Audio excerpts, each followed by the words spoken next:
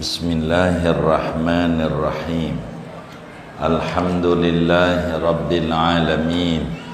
Wassalatu wassalamu ala sayyidina Muhammadin wa ala alihi wa sahbihi ajma'in. Allahumma inna nastahdik li arsyadi amrina wa zidna ilman yanfa'una.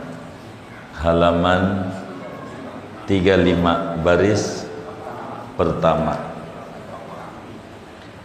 Wajih kalamal qaumi ghaira mukhti'in wa mu'alliman waqir wa lasta mujadila.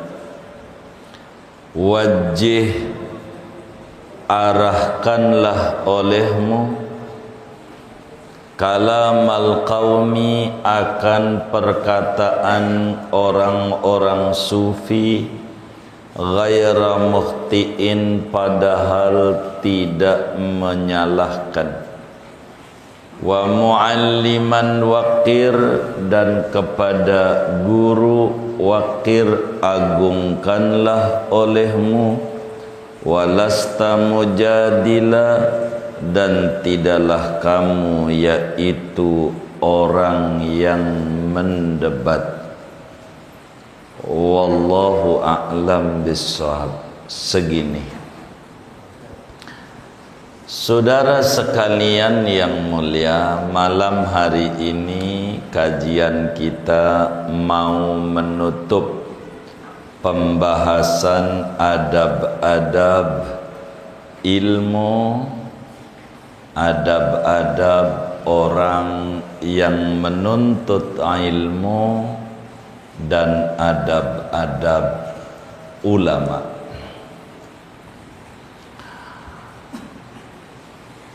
Bagaimana bila kita sebagai orang yang demen duduk di majelis ilmu menemukan kalamnya orang-orang sufi, kalamnya para alim ulama yang sepintas selalu nampak nyeleneh, yang omongannya kelihatannya enggak benar.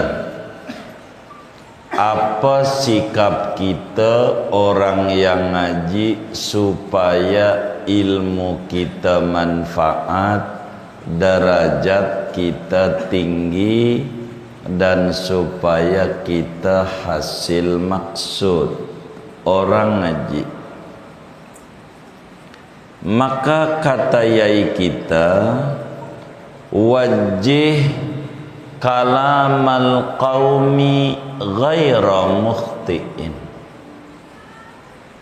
Bila anda menemukan kalamnya orang-orang sufi, kalamnya para alim ulama yang nampaknya sepintas selalu nyeleneh, keliru atau tidak benar, maka tugas kita memprosesnya, tugas kita mengarahkan kepada makna yang benar. Jangan gampang nyalah-nyalahin kiai. Orang yang paling gampang nyalah-nyalahin kiai, pastikan ilmunya kurang bermanfaat. Apalagi kiainya udah ngaji dia. Mana dia ngaji tuh sama tuh kiai, dicelak juga tuh kiai, ya wis, tambah keberkahannya akan hilang dia. Karena itu adab orang menuntut ilmu, bila kita menemukan dalam sebuah catatan, apa di kitab atau yang kita dengar, omongan kiai kaya-kayanya keliru maka kita harus proses menuju makna yang benar,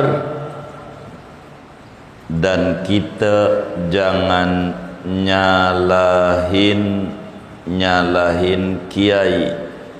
Sebab itu bahayanya akan menghitamkan hati kita, sehingga kita tumpul punya hati belajar susah, dan yang paling berat akan menyebabkan wafat su'ul khotimah.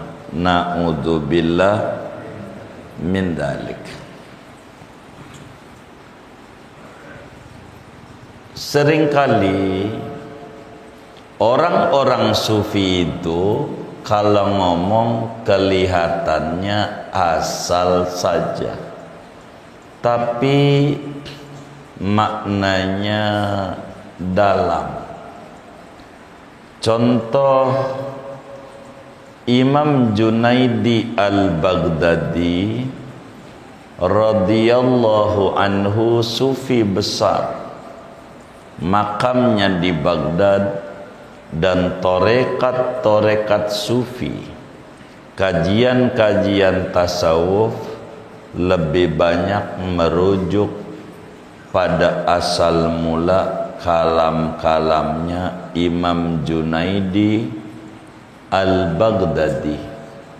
Junaidi al-Baghdadi ini menjadi ulama besar, dididik oleh pamannya, namanya Imam Sarris Saqati. Sarris Saqati menjadi wali gedenya wali, dididik oleh gurunya namanya Ma'ruf al-Karhi, makamnya di Irak. Ma'ruf al-Karhi menjadi ulama besar, gedenya ulama, dididik oleh Imam Dawud At-Ta'i di Irak juga. Dawud At-Ta'i menjadi wali gedenya wali, dididik oleh Imam Habib Al-Ajami. Habib Al-Ajami menjadi ulama gedenya ulama, dididik oleh Imam Hasan Al-Basri. Hasan Al-Basri dididik oleh gurunya ulama besar, namanya Imam Ali bin Abi Thalib. Ali menjadi orang besar, dididik oleh gurunya namanya Muhammad bin Abdullah Rasulullah. Rasulullah dari Jibril, Jibril dari Allah. Ini tarekat sufi. Imam Junaidi al-Baghdadi dalam satu ceramah ngomong begini, zayyinu nufusakum bil ma'asi wala tuzayyinuha bit ta'at. Kata beliau, hiasi dirimu dengan maksiat, jangan sekali-kali kamu hiasi dirimu dengan ketaatan. Begitu ceramahnya Imam Junaidi al-Baghdadi radhiyallahu anhu. Kata beliau, hiasi dirimu dengan maksiat, jangan sekali-kali dihiasi dengan ketaatan. Ini pesan wali. Kira-kira pesan ini nyeleneh apa kagak? Nyeleneh apa kagak? Hah? Nyeleneh. Begitu. Ini enggak nyeleneh, ini omongan yang benar, yang nyeleneh kitanya. Gitu. Begitu. Jadi kata beliau, hiasi dirimu dengan maksiat. Orang kalau pengen tinggi derajatnya, kudu menghiasi diri ini dengan maksiat. Orang yang kagak tinggi derajatnya selalu menghiasi dengan ketaatan. Itu begitu. Jadi menurut sampean yang benar bagaimana? Hiasi dengan ketaatan, jangan maksiat. Begitu. Salah. Jadi omongan tuh kalau kita pengen mulia, hiasi dengan maksiat. Kalau pengen kita mulia, kita kalau dikit-dikit ngomong, gua tukang ngaji, di rumahnya foto Habib banyak, begitu. Jarang mau kagak, begitu. Namanya menghiasi diri dengan taat, begitu. Fatihain juga kagak tuh foto-foto yang ada tuh, kagak difatihain. Tuh namanya sok suci namanya, gitu. Kata Imam Junaidi, begitu. Hiasi, gua mah tukang ngaji, bawa tasbih muter-muter biar orang tahu kita tukang zikir. Itu namanya menghiasi dengan ketaatan. Enggak benar. Kalau pengen tinggi derajatnya, hiasi dengan maksiat. Gua mah masih bodoh, gua mah jarang tahajud, gua mau ngaji duduk doang, ngerti juga kagak, jangan panggil ustad, gitu. Jadi orang mau panggil ustad silakan, nggak panggil silakan, itu enggak dipanggil, gila. Kan gua gurunya, kok nama gua gak disebut ya? Begitu. Itu namanya dihiasi dengan ketaatan, nggak benar. Jangan. Jadi orang mengaku orang kagak benar.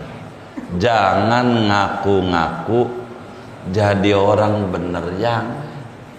Itu perbuatan iblis. Iblis, aku lebih baik dari Adam. Enggak. Nabi Adam mah, Rabbana dzolamna anfusana. Ya Tuhan, saya enggak benar. Begitu Nabi Adam. Padahal makan buah yang dilarang lupa. Bukan sengaja, masih juga ngaku kagak bener. Itu namanya orang tinggi derajatnya. Ngakunya orang kagak bener, ngakunya orang belum bisa apa-apa, ngakunya belum rajin ibadah. Tuh mengaji baru sekali aja udah selfie aja.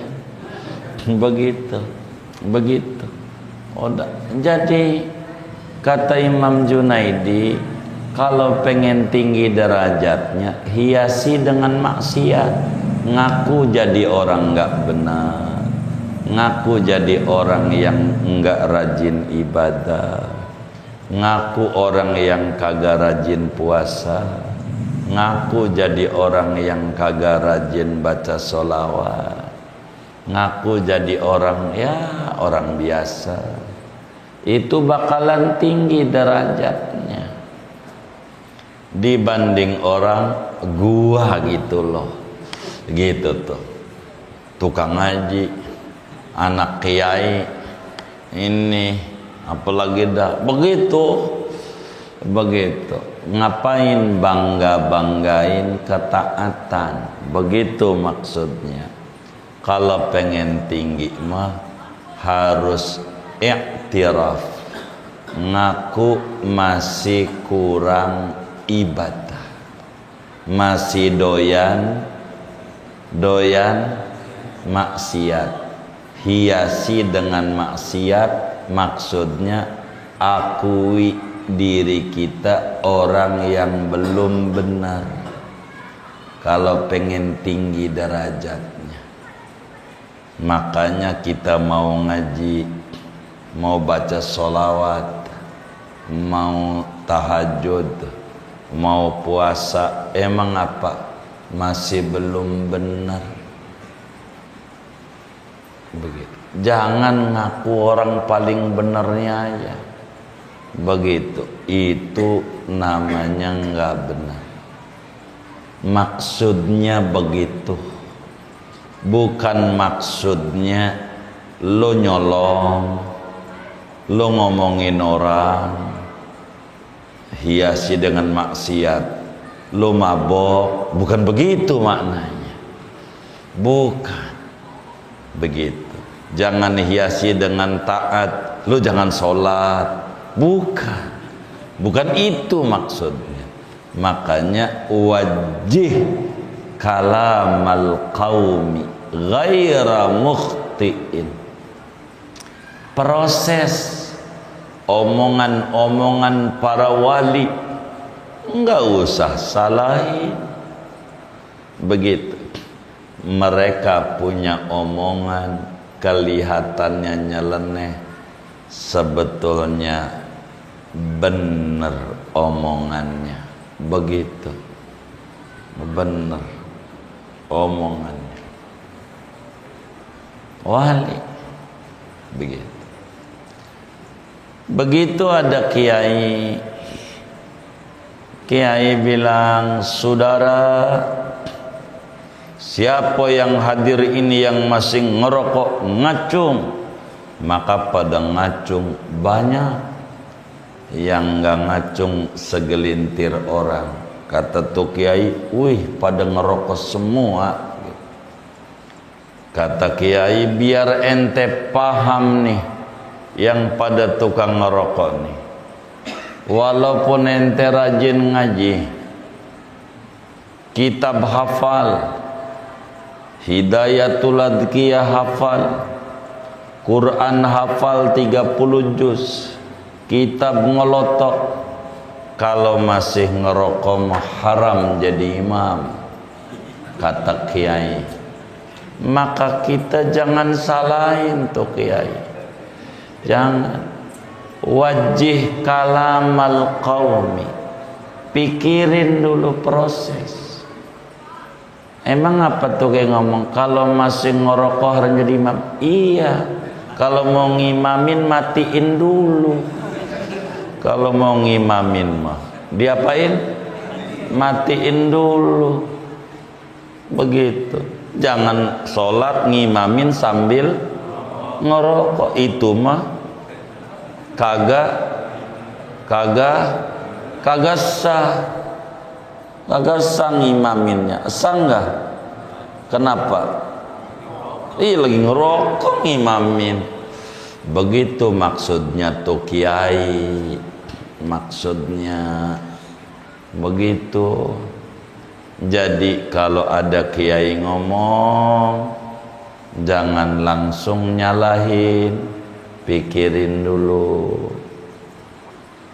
Kata kiai, Anda ini rajin sholat, saya intip sarungnya mah pada keren-keren, BHS, Tamar, Lamiri, AHS,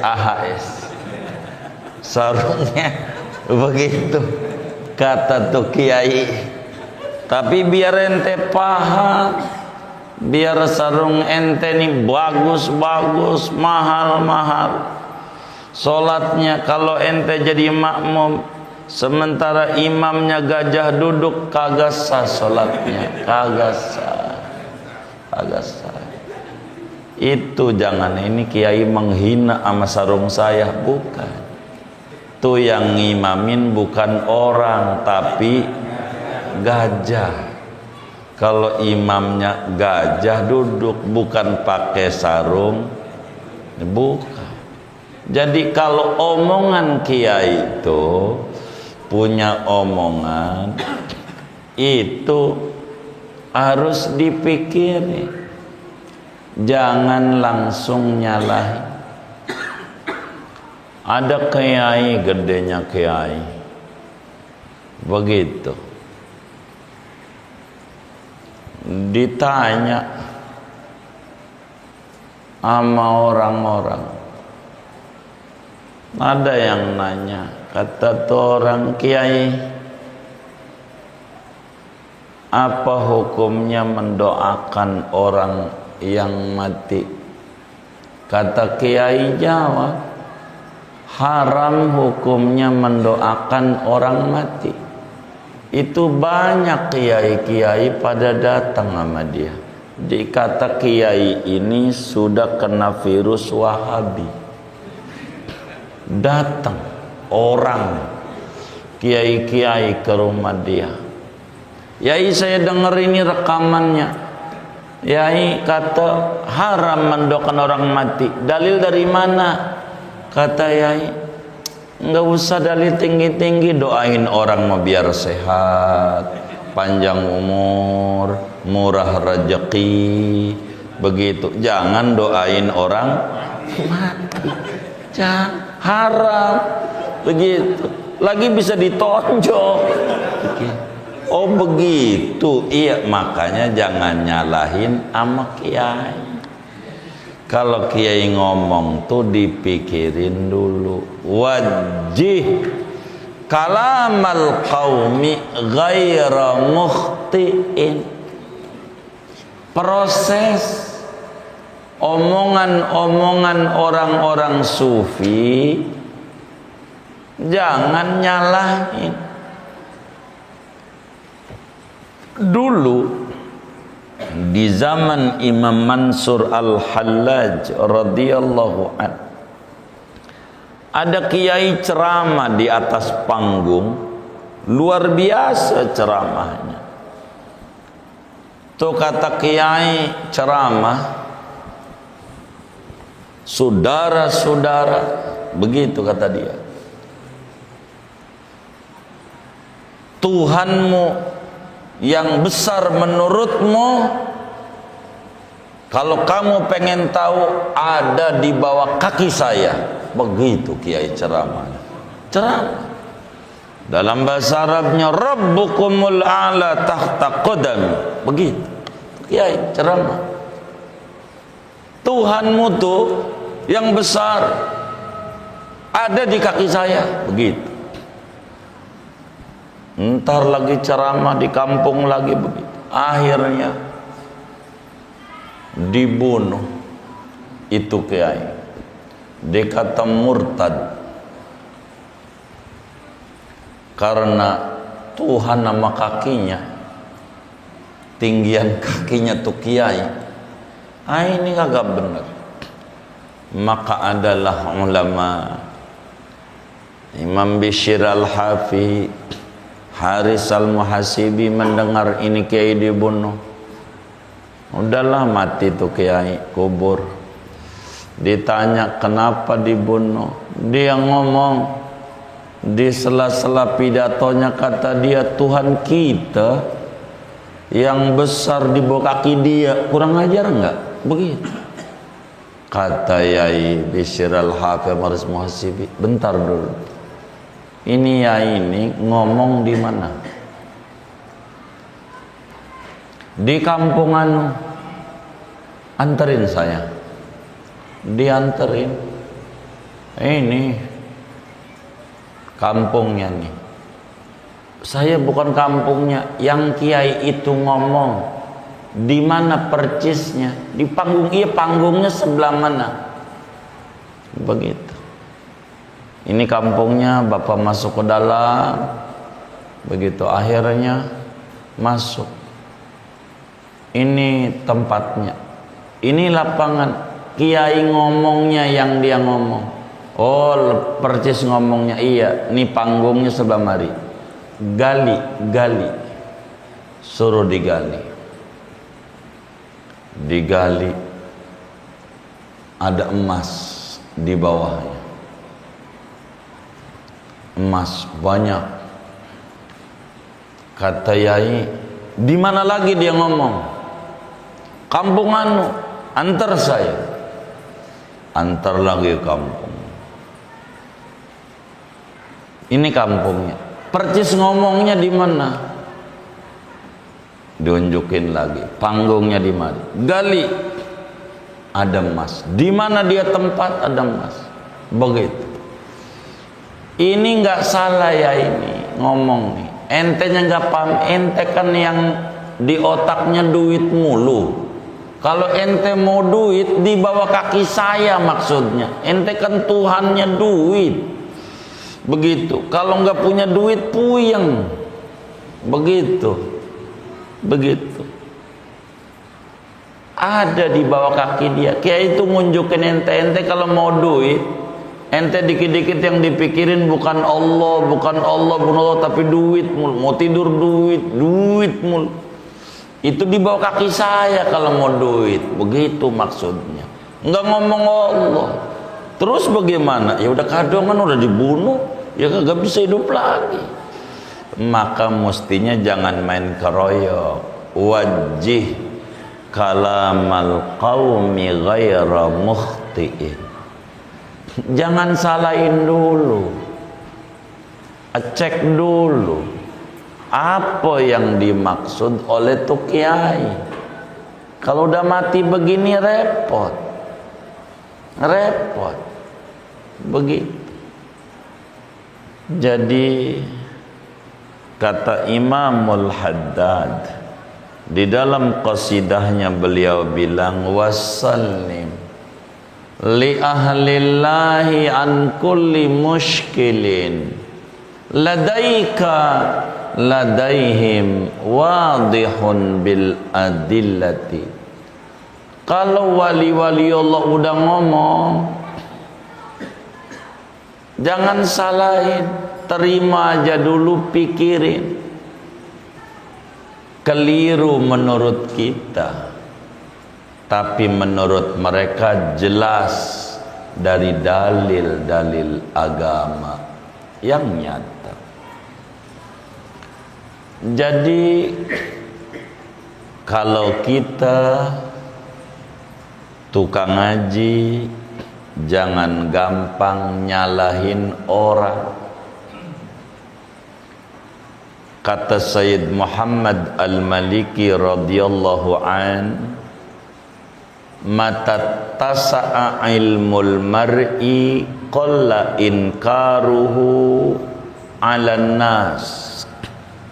Bila mana orang itu memiliki wawasan keilmuannya luas, sedikit nyalahin orangnya, jarang nyalahin orang. Kemungkinan begini, kemungkinan begitu, kemungkinan begini. Banyak kemungkinan. Banyak kemungkinannya. Maka bila ditemukan kalamnya ulama yang sepintas selalu terlihat nyeleneh, enggak boleh kita langsung buru-buru menuduh sesat, menuduh ngawur, menuduh kagak benar, tapi proses dulu. Sebab omongan-omongan orang sufi seringkali dalilnya jelas dari Qur'annya, jelas dari hadisnya, sehingga kita enggak bisa nyalahin orang, apalagi kelasnya wali-waliullah. Enggak bisa, enggak bisa untuk kita menyalahkan. Kalau sudah nyalahin wali-wali, bakalan ilmu kita kurang manfaat, bakalan keberkahannya hilang. Ngaji mengaji tapi orang ngerti-ngerti, ngaji mah pinter tapi kagak dipakai sama orang, gara-gara penyebabnya tukang nyalahin kiai. Kita nggak bisa kelas wali-wali Allah tuh, kalau udah ngomong kadang omongannya enggak dimengerti, baru dimengerti kalau sudah dipikirin. Dulu ada wali gede di Cakung, namanya Cakung, Tangerang. Kecamatannya Kresek, Kabupaten Tangerang. Namanya Syekh Astari bin Syekh Ishaq Astari. Syukur sama Allah kita ngalamin, walaupun mungkin umur saya antara 5-6 tahun, kayaknya 7 tahun mau belum kayaknya begitu, tapi ngalamin, nemuin pertama kali itu umur segitu gitu. Kata saya punya nenek, Syekh ini cucu saya, ludahinlah begitu. Maka kata Syekh, mangap. Maka kita suruh mangap, diludahin, coh aja. Kata nenek, telan. Kita pun telan juga. Habis itu disuruh makan ikan asin, makan. Karena ama nenek kita mungkin masih kerabat, jadi hormatnya luar biasa si Astari. Ceritanya bukan itu. Jadi masih zaman Porkas, SD SB. Apa SD SB tuh? Sumbangan apa?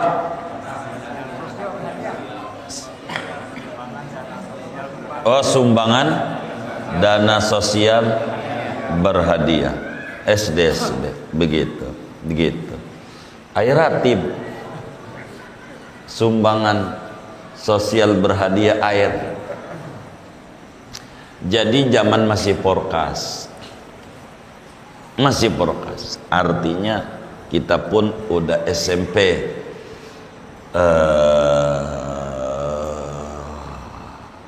bukan SD lagi. Zaman Porkas. Jadi ada orang di Merak nih kasusnya, Merak, dekat Syekh Jamaluddin, Merak, dekat pelabuhan. Ini kisah nyata. Dia tertarik dengan ini Porkas ini, orang tuh karena dengar ada wali. Ini yang ceritanya orangnya masalahnya. Ada dengar ada wali besar namanya Syekh Astari di Cakung. Akhirnya dia datang, puyeng lagi pengen main Porkas. Kalau orang Porkas tuh kuburan apa ya, udah dicari-cari aja begitu. Sampai mimpi ditafsiri. Semalam saya ngimpi ketemu mayit satu dipikul orang 414. Udah begitu aja. Orang Porkas itu begitu. Udah begitu. Saya curiga sama yang nyengir ini. Udah begitu. Curiga. Jadi ini kisah. Itu orang datang ke Cakung. Datang ke rumah Kyai Astari. Niatnya minta dikasih nomor biar nembus, begitu, biar nembus. Dia baru nyampe ke rumah Kyai Astari, nyampe pintu Yai keluar, kata dia, dibilang sama dia, saya dicolok-colok sama Yai, samping rumahmu, begitu. Baru juga belum masuk ke rumah, samping rumahmu, begitu. Karena Yai melotot-melotot, dia pulang. Dipikirin apa yang di samping rumah tuh, dipikirin sama dia. Jadi pagi-pagi keluar angka rumah tetangganya 14 angkanya. Ini kisah nyata. Karena dia enggak ketebak, ya dia masang salah, ya kagak dapat duit. Bener nih yang domong begitu. Saya mau minta lagi, dia datang lagi dari Merak ke Cakung. Yai lagi duduk di terasnya di Cakung, lagi duduk. Dia datang, ama Yai lagi duduk diri, balik katanya, balik, gitu. Begitu, sampai Yai pegang batu, dia lari pulang. Aduh, Kiai tahu ya kalau saya ini minta porkas begitu. Dia akhirnya dia pulang. Pas pulang ditaruhin nomor, dia nggak ngerti omong Yai. Bener, angka yang kemarin suruh balik. Begitu, balik. Maksud angka kemarin tuh kamu balik. Hah? Iya, begitu. Akhirnya nih orang 2 kali doang. Udahlah, emang wali. Omongannya mau benar. Begitu, tapi kitanya enggak kejangkau masalahnya. Emang juga maksudnya mau enggak dikasih. Namanya nyuruh maksiat ya dosa. Jadi ama Yai terkesan ngasih padahal kagak, enggak bakal ketemu itu. Begitu Kiai itu begitu. Ini kisah nyata, dongeng amalan waliullah Syekh Astari. Makamnya enggak jauh dari makam Syekh Hasan Basri di Cakung. Dari jembatan ke kanan kalau Astari, kalau Hasan Basri ke kiri. Gitu, kanan paling 500 meter baru makamnya Syekh Astari, wali agung begitu. Orang Bayoran banyak, orang Bayoran, orang Gang Sarmili, Gang Kembang. Saya ketemu orang tua-tua nyebut nama Yai ini. Dulu zaman kecilnya diajak sama abahnya, saya banyak ketemu orang. Ini wali. Jadi wali itu seringkali ngomongnya suka nyeleneh, tapi kita jangan nyalahin. Di antara amalan Kiai Astari itu, kalau ke pasar dia beli sesuatu, beli beras, umumnya beras harganya 10.000, dia minta kembalian, balikin 3.000. Begitu. Orang 10.000 balikin, minta dibalikin, enggak mau balik. Jadi isyarat kalau minta dibalikin tuh besok lusa mau murah harganya, mau murah besok lusa bener. Beras harganya turun jadi 7.000, pantas itu Yai minta kembalian 3.000. Kalau mau mahal udah menjadi ciri sama orang kampung. Begitu, dia beli berapa? Umpamanya 10.000, dia kasih 15 gitu. Itu isyarat mau mahal besok lusa. Bener. Begitu. Itu menjadi ciri besar di antara amal. Enggak kebaca sama orang-orang dalam sebuah amalannya. Sudah kejadian baru diurut peristiwa-peristiwa nyeleneh daripada Syekh Astari. Orang-orang banyak nyeleneh gitu, nyeleneh. Kasih tulisan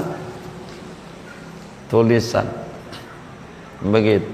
Ada masih hidup cucunya, namanya Nyai Fatimah, sama kasab juga. Dulu awal-awal bangun pesantren, kamu bangun pesantren, pegang ini biar jangan puyeng-puyeng amat, ngajar-ngajar aja. Dia tahu aja kita ngajar, kata kita gitu. Kasih gambaran. Amanyai suruh baca, saya agak bisa baca. Orang angka-angka kayak huruf Cina nggak ngerti. Waduh, kamu belum nyampe. Iya baik. Udah, yang penting biar duitnya gampang. Iya, duit gampang aja dah. Kita nggak paham. Jadi wali-wali tuh seringkali kalau ngomong nyeleneh, Karena kita jangan gampang nyalah, jangan, karena belum tentu wali-wali itu. Makanya banyak yang ingkar karomatul aulia, gara-gara keramat didongengin yang kadang gak masuk akal sama orang awam. Akhirnya jadi ribut, begitu kayak mi'rajnya para wali-wali, mi'raj ruhiyah namanya. Dikata menyamai Nabi karena ada bab-bab ini kalamnya wali tuh suka nyeleneh kalamnya. Jadi kita nggak bisa nyeleneh, nggak bisa. Wali-wali itu luar biasa karomahnya. Dulu Syekh Hasan Basri, ada orang ini cakung juga, ada orang duduk aja depan rumahnya, bengong, ngelamun. Kenapa ngelamun? Puyeng saya, besok bagaimana makan anak-anak ini, nelayan gak dapet ikan. Kata Syekh Hasan Basri, kamu pengen dapet ikan? Iya, ikut saya. Mau banyak mau dikit? Ya yang penting buat cukup makan aja sama bayar sekolah anak-anak. Ya baik, ikut sama Syekh Hasan Basri. Itu ikan pada ngambang. Ikan tahu ngambang? Terapung di atas air, enggak perlu pakai ngejala, enggak perlu pakai mancing, nebarin jala, enggak perlu, diambilin doang ke perahu, gampang. Kata Syekh Hasan Basri, ayo pulang. Katanya buat cukup buat makan dan bayar sekolah. Sayang ini ikan banyak ini. Begitu kata dia. Sayang ikan banyak orang ini. Gitu. Kalau enggak saya mau pulang. Udah pulang duluan aja. Begitu. Benar. Pulang saya.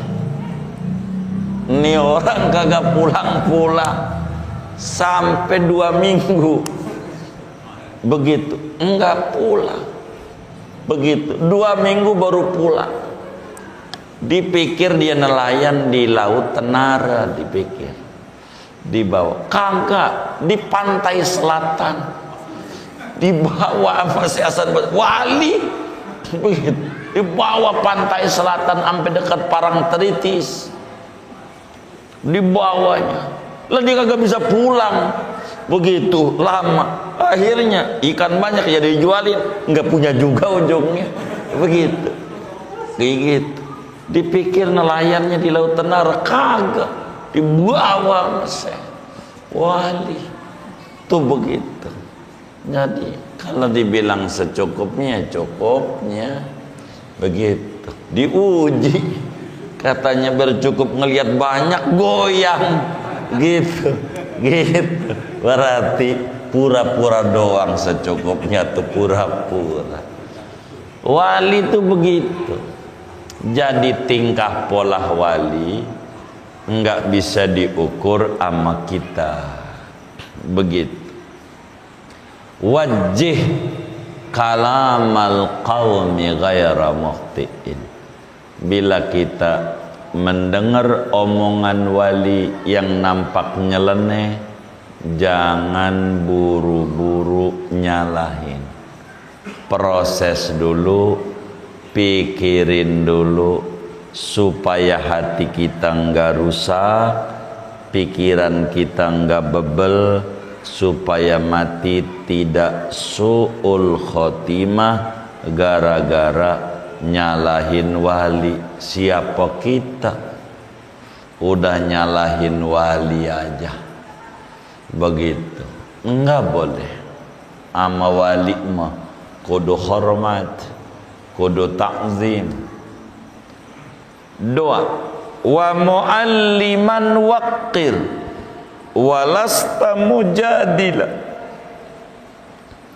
Adab yang paling penting agar supaya kita diberi ilmu ladunni, ilmu yang belajar tidak susah, belajar enggak repot-repot, supaya ilmu kita manfaat. Biar kata bisanya alif doang. Kuncinya wa mualliman waqir, maka kita kudu hormat ama guru. Orang yang hormat ama guru pastikan derajatnya tinggi. Ama guru kudu hormat. Enggak bisa ama guru kita enggak hormat, sebab di antara hormat ama ilmu, kudu hormat ama yang punya ilmu. Dan ilmu enggak bakalan nurut ama kita, ilmu enggak bakalan nempel di hati kita kalau kita enggak hormat ama ulama. Apalagi guru yang ngajar ama kita. Itu mengaji tapi ama kiai nyelak mulu. Yang kayak begitu enggak bakalan manfaat ilmunya, enggak bakalan. Pasti begitu. Kenapa banyak orang kadang belajar ke luar negeri, lalu kemudian pas pulang dari dia belajar di berbagai Timur Tengah dan seterusnya, pas pulang bukannya ngajar, hanya menjadi juru tour guide travel. Seringkali penyebab terbesarnya ketika pulang dari luar negeri ke tanah airnya, dia enggak hormat sama guru-guru yang dia bisa keluar negeri melalui dia pada yang ngajarin alif ba taknya begitu. Enggak dihormatin ketika udah ketemu dengan ulama-ulama yang besar. Akibatnya ilmunya kurang manfaat. Pinter mah pinter, tapi kurang dipakai. Itu penyebab terbesar tidak wa mualliman waqir, tidak hormat ama guru. Ama guru mah kudu hormat, kudu khidmat, bukan karena pengen diupahin, karena pengen khidmat ama guru. Ama guru hormat begitu. Jadi apa yang bisa begitu. Kita ndak boleh sama uminya Muallim Sapiadami, istrinya namanya Umi Nonon, tapi saya ngepel rumah Muallim tuh kan gede tuh rumah itu, gede, atas bawah bersihin WC, kadang beli pelet ke pasar Bayoran, beli sayur ke pasar Kedip begitu, beli sayur, belikan peda, Muallim demen itu beli begitu, ngepel, bersihin WC, apa aja begitu. Ngapain? Ya hormat sama ulama, bukan pengen dikasih makan, enggak, tapi karena orang kalau pengen ilmunya manfaat kudu takzim ama guru begitu, kudu takzim. Karena itu wa mualliman waqir begitu. Ama muallim ama guru kudu hormat. Apa yang bisa itu begitu. Sampai-sampai Orang-orang dulu kalau mau ngaji ke rumah kiai, sebelum dia berangkat ngaji, sedekah dulu. Ada yang ngasih permen sama bocah, ada yang anaknya mau mondok pakai uang yang dikasih beras kuning-kuning tuh, saweran. Begitu. Dalam rangka apa? Dalam rangka minta sama Allah supaya ditutupi aib gurunya.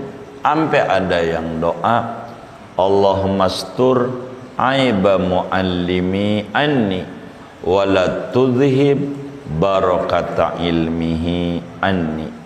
Ya Allah, tutupi kekurangan guru saya dan jangan hilangkan keberkahan ilmunya dari saya.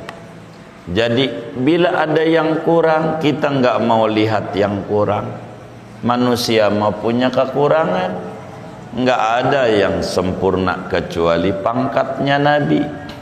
Maka minta bagian-bagian yang kurang kita nggak mau lihat. Kita mau melihatnya yang mulia-mulianya saja. Begitu mulianya saja. Ada orang, ada kiai menikah, ngapain itu kiai? Kawin mulu gitu. Orang nikah ya urusannya dia.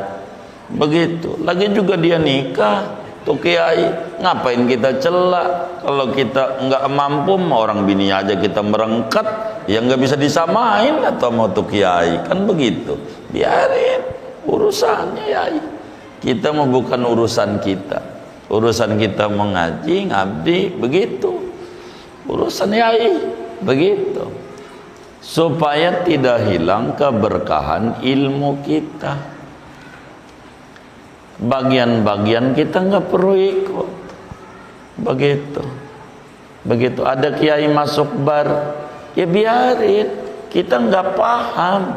Bisa aja dia dakwah. Bukan karena dia nyolong, kita nggak paham. Orang baru paham tuh kiai Jawa, namanya Yai Hamim Jazuli, panggilannya Gusmik, wiridnya Dzikrul Ghafilin. Itu baru tahu sesudah Yai wafat. Gusmik dulunya keluar masuk bar, bukan minum, dakwah. Karena banyak yang nggak kuat dakwahnya, masuk ke bar segala macam. Belum cemoan orang, ini udah siap yai, sabarnya tinggi. Itu begitu. Jadi kita sama ulama menghormat aja. Begitu. No comment. Begitu. Kita nggak paham.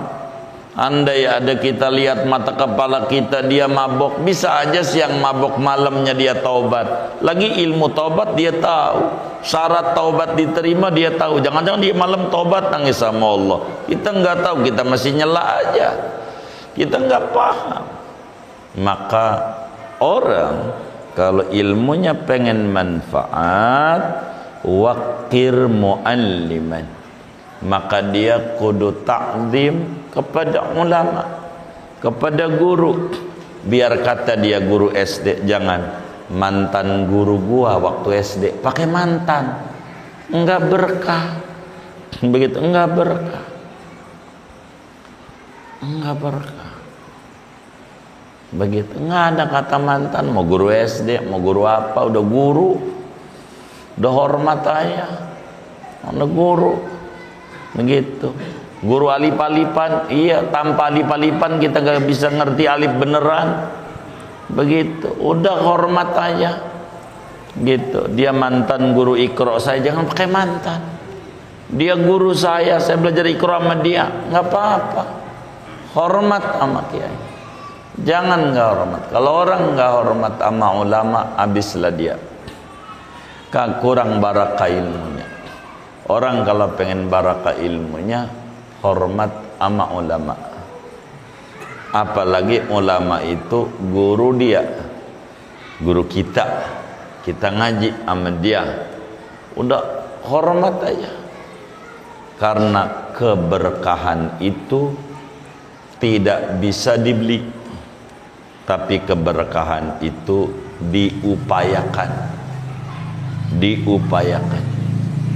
Berupaya apa yang kita bisa, begitu.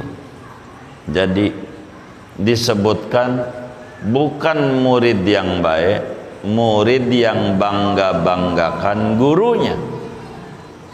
Tapi murid yang baik itu adalah murid yang dibanggakan oleh gurunya. Kalau dia banggain guru, itu udah biasa. Gitu, di mana-mana juga murid memuji-muji guru. Tapi kalau udah ketemu guru, muji murid, itu murid ada di hati guru, begitu. Itu kayak begitu. Ini penting. Walasta mujadilah, jangan mendebat, jangan menentang. Imam Syafi'i radhiyallahu an, kata Imam Syafi'i, saya waktu ngaji Muwatta kepada Imam Malik, saya pelan-pelan buka buku, takut ngeganggu guru istirahat, karena kamar Imam Syafi'i pondoknya di samping daripada kamar gurunya, masih bilik. Saya pelan-pelan, saking ta'zimnya ama ulama. Dan ini yang paling penting dalam hidup. Jadi siapa aja yang tidak ta'zim ama ulama, meninggalkan adab-adab Islam, maka bahayanya besar. Sampai dalam satu hadis Nabi kita Muhammad sallallahu alaihi wasallam bersabda, kata Nabi, man istakhaffa bi ustadhihi ibtalahu Allah taala bi salasati asya'a. Siapa orang yang melecehkan gurunya, tidak hormat sama gurunya, ngata-ngatain gurunya, jelek-jelekin gurunya, menfitnah ama gurunya, mencibir gurunya, kata Nabi, pastikan orang itu Allah subhanahu wa ta'ala akan berikan musibah satu dari 3 perkara.